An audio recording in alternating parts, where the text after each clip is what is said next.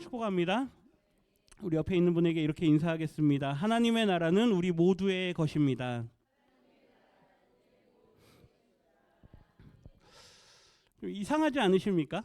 우리가 보통 하나님의 나라는 들어간다라는 표현이 좀 익숙하실 거예요. 하나님의 나라에 간다. 우리가 뭐 천국 간다 그러잖아요. 죽으면 천국 간다 그러는데 하나님의 나라는 우리 모두의 것인 줄 믿습니다. 뭐 이렇게 한번 생각해 보시겠습니까? 여기가 우리 집이야. 이렇게 말씀하시죠. 그때 그 집을 물론 건물로 이야기하기도 하지만 그 안에 살아가는 모든 것들을 다 이야기합니다. 그렇죠? 나의 것이야, 나의 집이야 이렇게 말하죠. 그게 하나님의 나라도 동일하게 우리에게 적용되는 줄 믿습니다. 그래서 하나님의 나라는 너와 나의 우리의 모두의 것이다라고 하는 것. 지난주 말씀에 이런 자의 것이니라 아이들을 안으시면서 천국은 하나님의 나라는 이런 자의 것이니라. 하나님만 의지하고 하나님 외에는 다른 어떠한 것으로 내가 구원을 누릴 수 없다라는 그 고백을 하는 사람들, 그들에게 주어진 게 뭐다? 하나님의 나라다라고 말씀을 하셨죠. 오늘은 어버이 주일입니다. 우리가 매년 어버이 주일, 어버이날이 되면 육신의 부모에게 감사하고 또 공경하라라고 하는 그 십계명의 말씀으로부터 시작된 사도 바울의 말씀까지 연결해서 말씀을 많이 나눕니다. 특별히 우리가 기억해야 되는 건 내 부모를 공경하라라고 하는 건 약속 있는 계명이라고 말씀을 합니다. 오늘 말씀 나눌 건 아니지만 이 약속은 뭐냐? 너희가 장수할 거다. 그러니까 그게 이 땅에서 오래 산다 그 말이 아니고요. 하나님 나라로 살아간다라는 약속입니다. 그러니까 너희가 그 땅에서 살아갈 거다라는 건 가나안 땅에서 하나님 나라 백성으로 살아갈 거다. 그러려면 뭐 하라? 부모를 공경하라 이거죠. 근데 오늘은 그 말씀은 아니고 하나님 나라의 관점에서 우리가 윤리적인 어떤 부모 공경에 대한 말씀을 좀 넘어서 하나님 나라의 관점에서 과연 어버이 주일에 우리가 오늘 예레미야 31장의 말씀으로 좀 어떤 말씀을 나눌 수 있을까 묵상을 하다가 하나님께서 언약하신 대로 그분과 우리가 언약 백성이 되었고 그리고 우리가 그분과 부모 자녀의 관계가 되었다라는 걸 좀 말씀을 중심으로 좀 살펴보려고 합니다. 우리 자녀들은 부모님들에게 잘하는 줄 믿습니다. 저 빼고. 또 우리 부모님들은 자녀들에게 또 잘하시는 줄 믿습니다. 저 빼고. 예, 그런데 하나님께서 과연 우리를 어떻게 보시는가, 그리고 하나님은 우리의 아버지로서 우리를 어떻게 대하시는가에 대한 그 온전한 모형을 봐야 우리가 부모를 대하는 방법도 또 우리가 자녀를 대하는 방법도 달라지게 되는 줄 믿습니다. 그 모형이 없기 때문에 우리의 가정이 어려운 겁니다. 특히 우리 한국 사회는 어떻죠? 아주 강한 가부장적인 사회잖아요. 그러니까 아버지의 권위가 막 강하고 그 아버지가 어떨 때는 폭군 같은 분들도 죄송하지만 계십니다. 그렇죠?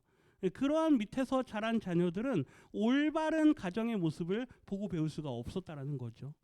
그렇기 때문에 오늘 우리에게 올바른 가정의 모형을 보여주시는 이 하나님의 모습을 보면서 우리 모두가 부모로서 또 부모될 자로서 또 우리의 육신의 부모를 가지고 있는 자녀들로서 우리가 오늘 이 어버이 주일의 말씀을 함께 좀 상고하기를 원합니다. 오늘 본문 말씀에 보면 가장 먼저 하나님의 나라가 회복되어지는 모습을 보여줍니다. 그런데 그 회복은 그냥 사랑으로라고 말하기에는 조금 뭔가 부족합니다. 그 사랑이 모든 걸 덮고 있지만 그 사랑의 나라에 무엇이 요구되느냐? 눈물이 요구되어지는 걸 볼 수 있습니다. 오늘 첫 번째 보면 이 하나님의 나라가 회복되는 과정에서는 눈물로 회복되는 걸 우리에게 말씀하죠. 오늘 본문 말씀 9절 상반절 한번 볼까요? 같이 읽겠습니다.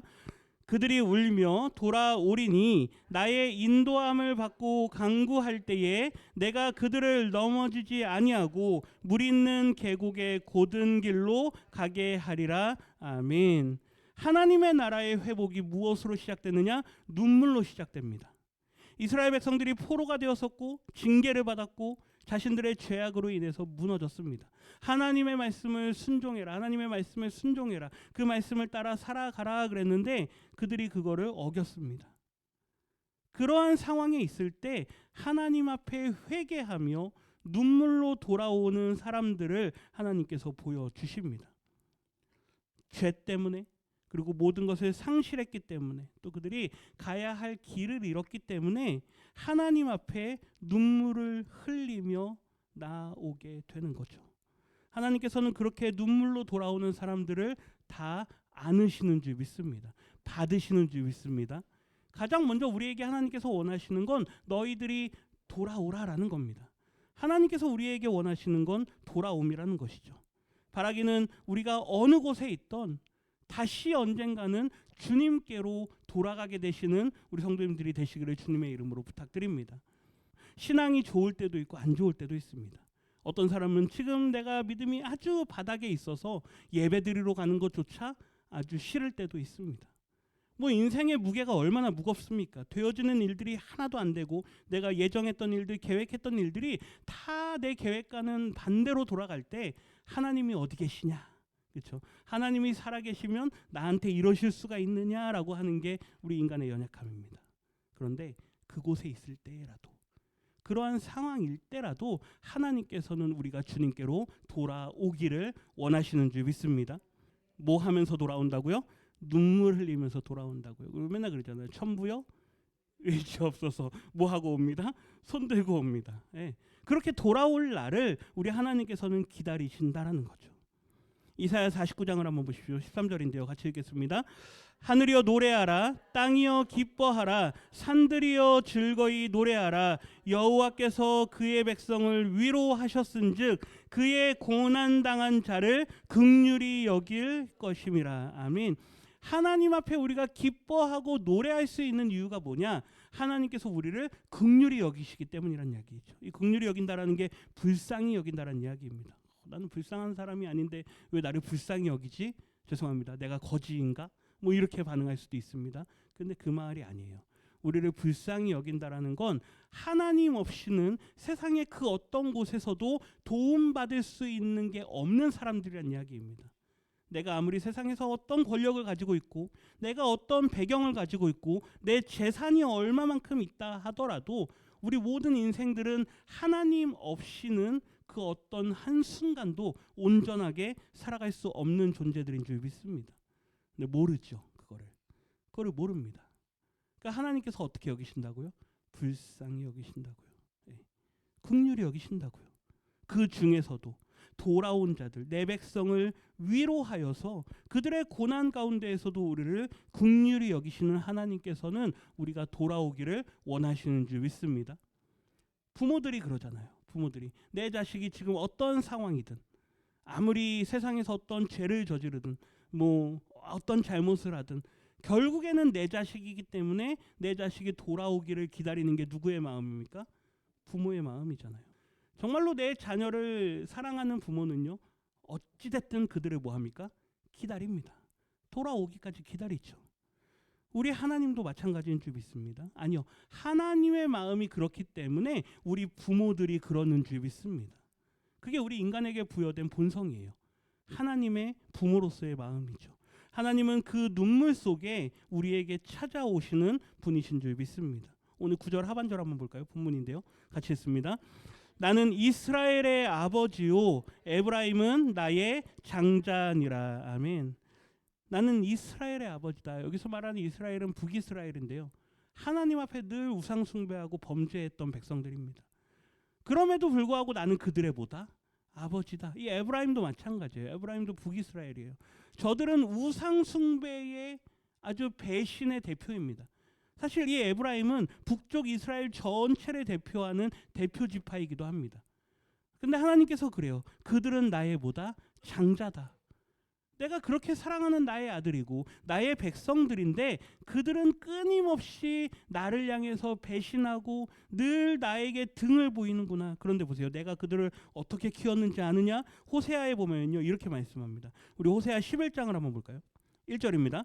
이스라엘이 어렸을 때에 내가 사랑하여 내 아들을 애굽에서 불러냈거늘. 그들이 어렸을 때에, 여기선 그들이 노예로 있을 때, 연약할 때에 내가 그들을 사랑해서 내 아들을 불러냈다. 3절.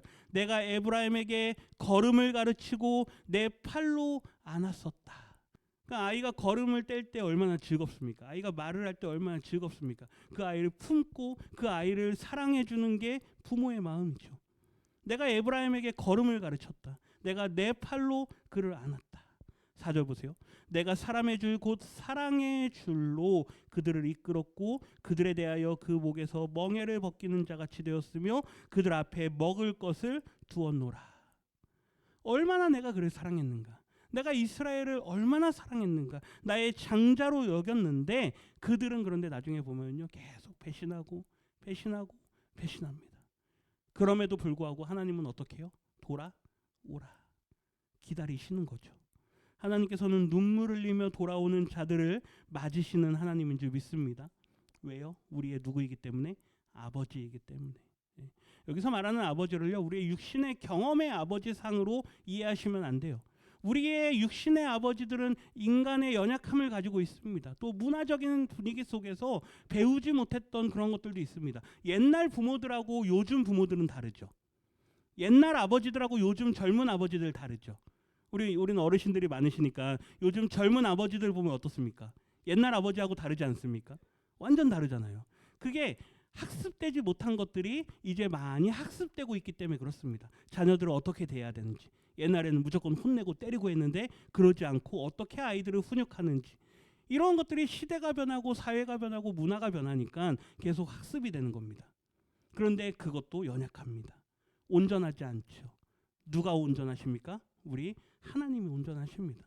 온전하신 하나님 아버지의 상을 우리에게 보라라고 말씀합니다. 마태복음 11장에 보면 너무 잘 아시는 말씀인데요. 수고하고 무거운 짐진 자들아. 자기의 자녀들을 다 불러 모읍니다. 그러면서 다 누구에게 오라? 나에게 오라. 내가 너희를 쉬게 하리라. 명절 때 되면 물론 이제 입장이 다를 수는 있지만 부모님의 집에 간다라는 게 물론 어떤 분들에게는 불안과 어려움과 힘듦이 될 수도 있습니다. 그런데 고향을 찾아간다라고 하는 그 가지고 있는 기본 이미지가 있잖아요. 나에게 쉼을 주고 마음의 안식을 주고 마음의 여유를 줄 수 있는 그곳. 그것 역시 우리의 인간의 연약함으로 다 왜곡이 되긴 했지만 하나님께서 우리에게 오라고 할 때는 온전하신 하나님의 나라를 누리라라고 말씀하는 겁니다. 그렇기 때문에 우리 성도님들이 하나님 앞에 나오실 때요. 교회에 나올 때 눈에 보기 싫은 누군가가 있어서 거기 가기 싫다. 그러시면 일단 하나님 앞에 나아가실 수가 없습니다. 그러니까 교회에 계신 성도님들하고의 관계가 좋아야 될 줄 믿습니다. 그래서 싸우지 말라는 거예요. 예, 성도님들하고 관계가 안 좋으면요 은혜가 안 됩니다. 왜요? 하나님을 뵈러 가야 되는데 벌써 거기에 있는 나랑 막 사이 안 좋은 형제들이 있잖아요. 부모님 댁에 갈 때도 사이 안 좋은 형제들이 있으면 가기가 불편한 것처럼 교회에 왔는데도 나랑 사이가 불편한 형제가 있으면 하나님 앞에 나왔다 할지라도 그 사람만 눈에 보입니다. 그 사람의 아주 보기 싫은 모습만 내 눈에 계속 보이는 거죠. 바라기는 온전하신 하나님의 품 안으로 돌아오시기를 부탁드립니다. 사람을 보지 마시고요. 우리는 다 연약하기 때문에. 눈물의 길에서 우리를 부르시는 그 아버지 하나님. 우리가 눈물 흘리며 어디로 가야 되는가? 갈 길을 몰라 방황하고 있을 때 우리를 오라라고 부르시는 그 주님의 부르심에 반응하시기를 주님의 이름으로 부탁드립니다. 나중에 어느 때에라도 내가 시험이 들고 내가 힘든 일이 생기고 나 이제 다 포기할 거야. 예수님이고 뭐고 교회고 뭐고 다 포기할 거야. 그러고 계실 때 우리를 부르시는 주님의 그 음성을 꼭 들으시기를 주님의 이름으로 다시 한번 부탁드립니다. 두 번째, 그 아버지가 우리가 눈물 흘리며 돌아올 때 우리에게 어떻게 반응하시는지 한번 보십시오. 오늘 본문 10절인데요. 같이 읽습니다. 이방들이여 너희는 여호와의 말씀을 듣고 먼 섬에 전파하여 이르기를 이스라엘을 흩으신 자가 그를 모으시고 목자가 그 양떼에게 행함같이 그를 지키시리로다. 아멘. 내 아들들을 하나님께서 다 흩으셨습니다. 징계 때문에. 그들이 계속 배신하고 하나님이 우상 숭배하지 말라 그랬는데 계속 우상 숭배하니까 포로로 끌려가게 하고 온 땅에 다 흩어지게 했습니다. 그런데 하나님께서 그들을 다시 어떻게 합니까? 불러 모읍니다. 노란색 글씨 보세요. 이스라엘을 흩으신 자가 그를 모으시고 목자가 그 양떼에게 행함같이 그를 뭐하신다? 지키시리로다. 말라기 마지막 4장 6절. 말라기가 구약에서 신약으로 넘어가는 마지막 책이거든요. 그 가장 마지막 구절이 4장 6절이에요. 한번 보세요. 굉장히 중요한 말씀인데요. 같이 읽습니다. 그가 아버지의 마음을 자녀에게로 돌이키게 하고 자녀의 마음을 그들의 아버지에게로 돌이키게 하리라. 아멘. 구약에서는 소망이 없음으로 끝납니다. 하나님께서 이제 내가 너희들과 관계하지 않겠다. 내가 너희들과 이제 다시 하지 않겠다. 뭐 그런 상황으로 분위기가 마무리됩니다. 그런데 마지막 구절 보세요. 아버지의 마음을 누구에게로요? 자녀에게로. 하나님의 마음이 자녀들에게서 떠나갔어요. 그리고 또 보세요. 자녀들의 마음을 누구에게로요? 아버지에게로. 자녀들의 마음이 하나님에게서 떠나갔습니다. 그러한 상황이에요.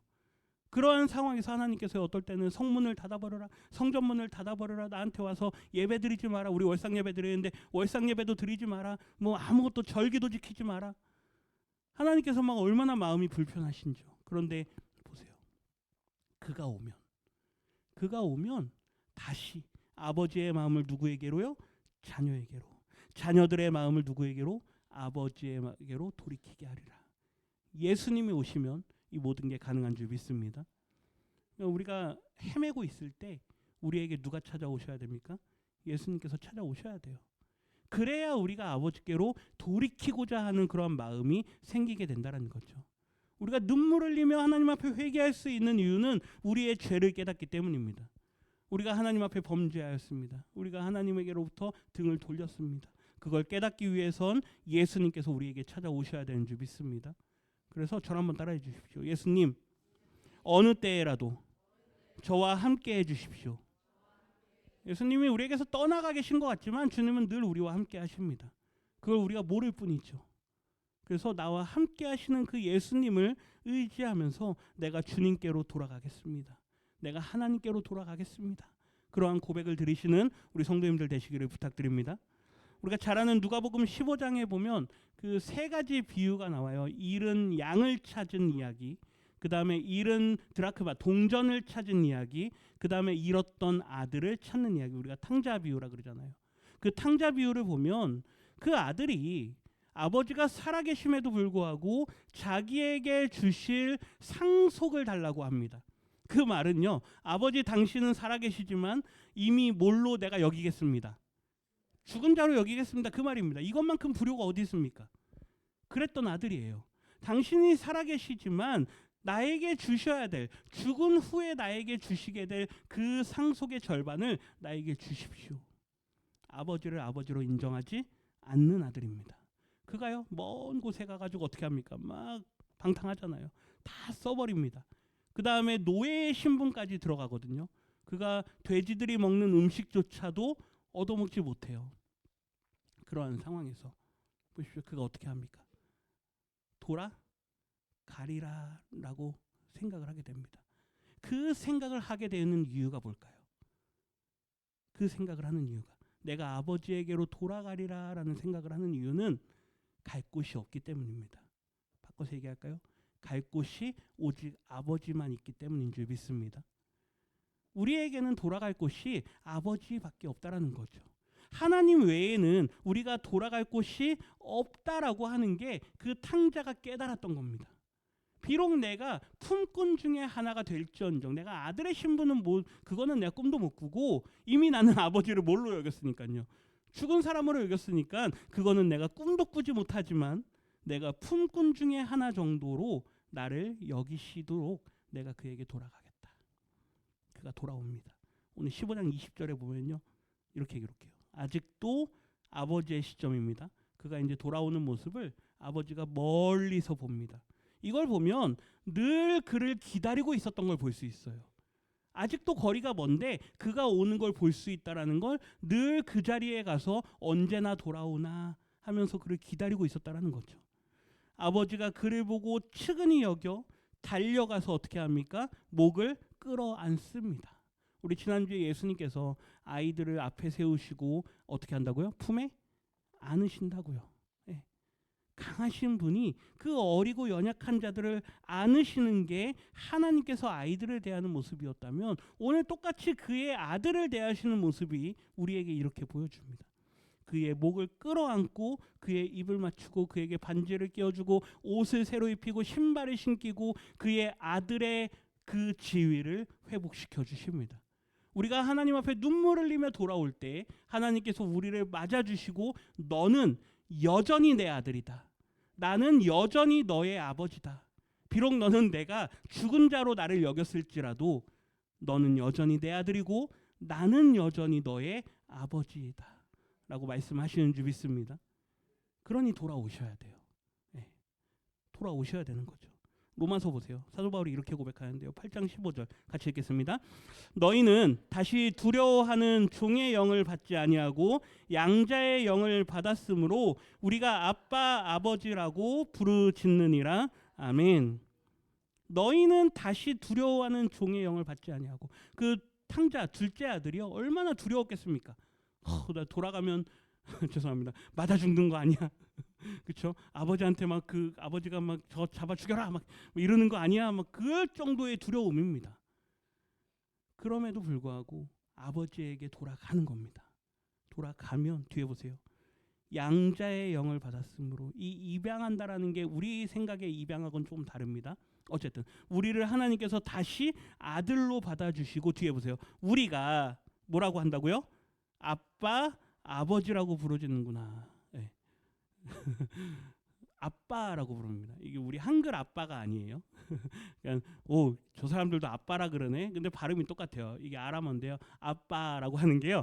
아버지를 조금 더 친근하게 부를 때, 우리 아버지를 친근하게 부를 때 어떻게 합니까? 아빠, 그렇죠. 어떤 사람들은 아부지 그런 사람도 있습니다. 조금 친근하게 부를 때 아빠라고 합니다. 그렇죠. 근데 이 아람어도 똑같아요. 아빠. 이게 아버지의 의미인데 조금은 더 친근한 의미로서의 아버지입니다. 우리가 하나님을 뭐라고 부른다고요?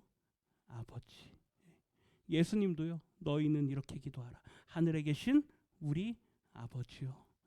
하나님을 아버지라고 부르라라고 하는 거죠. 하나님은 두려운 하나님이 아닌 줄 믿습니다. 두려운 하나님, 전쟁의 하나님, 심판의 하나님으로 하나님을 여기면 우리의 신앙이 건강하게 자랄 수가 없습니다. 아이들이 가정 안에서 부모님을 두려운 존재로 여기면요, 건강하게 자랄 수가 없습니다. 존경하되 이 부모는, 나의 엄마 아빠는 두려움이 대상이 아닌 나의 어떤 대상이요? 친근한 대상. 우리 부모님들 혹은 부모 되실 분들 혹은 부모를 둔 자녀들 모두가 부모는 어떤 분이다? 두려운 분이 아니다. 친근한 분이다. 내가 의지할 분이다. 내가 모든 걸 맡기고 그분께 돌아가도 그분은 나를 받아주시는 분이다라고 하는 그 가정의 모형을 여기서 찾으시기를 부탁드립니다. 우리가 그렇게 돼야 돼요. 우리가 그러한 가정을 만들어야 돼요.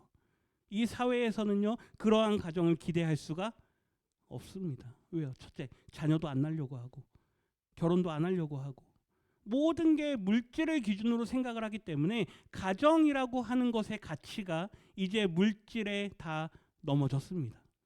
물질이 우선이고 가정은 그 다음입니다. 물질이 해결돼야 가정을 꾸릴 수 있습니다. 물질이 해결돼야 자녀를 낳을 수가 있습니다. 모든 것이 물질의 기준이 되었기 때문에 가정이라고 하는 것은 이제 우리에게는 두 번째 기준입니다. 가치가 되는 거죠. 근데 하나님께서 우리에게 가장 먼저 원하시는 건 아름다운 하나님의 가정을 이루라라는 것인 줄 믿습니다. 그렇기 때문에 가정을 이루셔야 돼요. 그리고 자녀들을 낳으시는 거죠. 그 안에서 우리가 온전한 부모로서 살아가는 것이 우리에게 맡겨진 사명이고 그 사명을 이루어 가라라고 우리에게 말씀하는 줄 믿습니다. 그러면 이제 온전한 하나님의 나라, 그 나라는 어떤 나라냐 보십시오. 세 번째인데요. 춤과 기쁨이 가득한 나라입니다. 하나님의 나라는 어떤 곳이다? 춤과 기쁨이 가득한 곳이다. 오늘 예레미야 31장 11절 한번 보세요. 11절에 보면 여호와께서 그들을 뭐 하신다? 구원하신다. 이 구원하신다라는 게 그들을 안으신다는 이야기입니다. 그들을 품으신다는 이야기예요. 너희의 모든 허물들을 내가 다 덮어주겠다. 내가 너희를 받아주겠다. 그러면 보세요. 12절 상반절에 보면 그들이 와서 시온의 높은 곳에서 뭐하며 찬송하며 여호와의 복 곧 곡식과 새 포도주와 기름과 어린 양의 떼와 소의 떼를 얻고 크게 기뻐하리라. 오늘 우리는 소를 먹진 않습니다. 오늘 우리는 포도주를 먹진 않습니다. 오늘 우리는 오리를 먹습니다. 얼마나 기뻐하겠습니까? 맛있게 드십시오. 네. 이게 하나님 나라의 잔치입니다. 12절 하반절에 보면 그 심령은 물된 동산 같겠다. 풍성하다는 이야기이죠. 그렇기 때문에 거기에는 뭐가 없다? 근심이 없다. 왜요? 모든 것의 주인이 누구니까? 하나님이니까. 모든 풍요를 가지신 하나님 안에 있을 때 우리는 근심할 수 없게 되는 줄 믿습니다. 그러니 내가 지금 근심으로 가득하다. 그러면 먼저 한번 돌아보세요. 내가 누구 안에 있는가? 하나님 안에 있는가를 먼저 한번 살펴보십시오. 하나님 안에 있지 않다면 우리는 근심으로 가득할 수밖에 없습니다. 13절 상반절. 그때의 처녀는 뭐하며? 춤을 추며 즐거워하겠고 청년과 노인은 함께 즐거워할 것이다. 처녀들이 춤을 추고 청년과 노인은 함께 즐거워하리니 하나님 나라에서는 모두가 다 즐거워할 것이다. 우리 모두에게 기쁨을 주실 줄 믿습니다. 그 나라를 누리라는 것이죠. 어디에서요? 우리의 가정에서요. 자녀들하고 있을 때 그 기쁨을 누리라는 겁니다. 부모님들과 함께 있을 때 그 기쁨을 누리라는 거죠. 그게 잘 됩니까? 잘 안 되죠. 보면 원수 같고 그렇죠? 보면 적군들이고 주적은 누구다? 남편이다. 뭐 이러는데 그 안에서 누리라라는 겁니다. 하나님의 나라가 이러한 곳이죠. 13절 하반절. 내가 그들의 슬픔을 돌려서 즐겁게 하며 그들을 위로하여 그들의 근심으로부터 기쁨을 얻게 할 것이다. 반전입니다. 하나님의 나라는 모든 것이 반전이에요. 우리가 이 땅에서 경험했던 모든 아픔과 근심과 슬픔들이 다 반전되는 겁니다. 다시는 곡하는 게 없을 것이다. 다시는 눈물 흘리는 게 없을 거다. 하나님께서 다 닦아주세요. 이 계시록에 보면 하나님께서 그들을 다 눈물을 닦아주십니다. 우리가 하나님 앞에 눈물을 흘리며 돌아오지만 하나님은 우리를 안아주시고 우리의 그 근심과 슬픔을 무엇으로 바꾸신다? 기쁨으로 바꾸신다. 그 하나님의 나라에 거하시기를 주님의 이름으로 부탁드립니다. 거기서 다 떨어지시면 안 돼요. 다 붙어 계셔야 돼요. 오늘 아까 봤던 누가복음 15장에 보면 그 아들이 오잖아요. 그러니까 아버지가 어떻게 합니까? 23절. 아버지가요. 살진 송아지를 끌어다가 뭐하라? 잡으라. 이게 아까 예레미야의 그림이에요. 하나님께서요. 그들이 돌아올 때 다 소를 잡고 잔치를 벌이는 것처럼 탕자가 돌아올 때 이 아버지, 이거 하나님입니다. 이 아버지가 송아지를 끌어다가 잡으라. 우리가 먹고 즐기자. 하나님께서 우리에게 베푸신 이 잔치 자리에서 한 사람도 빠지지 말고 그 기쁨의 자리에서 마음껏 누리라라고 하죠. 그 이유가 뭡니까? 24절 같이 읽습니다. 이 내 아들은 죽었다가 다시 살아났으며 내가 잃었다가 다시 얻었노라 하니 그들이 즐거워하더라. 아멘. 이유가 그겁니다. 내 아들은 나를 죽인 자로 여겼었다. 그죠? 이 아들은 나를 죽은 자로 여겼었다. 그런데 사실은 내 아들이 뭐 했던 거다? 죽었던 거다. 반대입니다. 아버지의 해석은 달라요. 사실은 너가 나를 죽은 자로 여겼지만 사실은 누가 죽은 거였어? 너가 죽은 거였어. 그런데 그 아들을 다시 살려냈어. 그 아들이 다시 살아난 거야. 그 아들이 다시 나의 아들이 된 거야. 다 함께 즐거워하더라. 그런데 그 중에 하나, 꼭 이런 사람이 있습니다. 교회도요. 즐거운 날 다 함께 즐거워야 되는데 누구 한 사람 시험 들어가지고요 막 얼굴이 울그락불락 하면서요 막 돌아다니는 분 계십니다. 우리 교회 말고요. 꼭 한 분 계세요. 그런데요 한 사람도 빠지지 말고 모두가 다 함께 뭐하자? 즐기자. 근데 첫째 아들이 그럽니다. 나한테는 뭐 줄 거 없습니까? 저 아들은 아버지를 죽은 자로 여겼는데 도대체 저 아들이 돌아왔다고 잔치를 여기시는 게 가당키나 한 겁니까? 얼굴이요 울그락불그락 해가지고요 혼자 막 씩씩대고 있습니다. 그 잔치 자리에 참여하는 건 너무나도 당연한 거죠. 왜요? 누가 그 잔치를 베풀었으니까? 아버지가 베풀었으니까. 32절 보세요. 그 큰아들에게 내 동생은 죽었다가 살아났으며 내가 잃었다가 얻었기로 관계를 보여줍니다. 내 아들이기도 하지만 누구의 동생이다? 너의 동생이다. 우리는 가족 아니냐? 하나님의 나라는 가족이다. 우리 모두가 다 공동체인데 너의 동생이 죽었다가 살아났는데 너가 즐거워하고 기뻐하는 것이 뭐하다? 마땅하다. 하나님의 나라는 구원받는 영혼이 이 땅 가운데 생기면 우리 모두가 다 즐거워하고 기뻐하는 게 마땅한 것인 줄 믿습니다.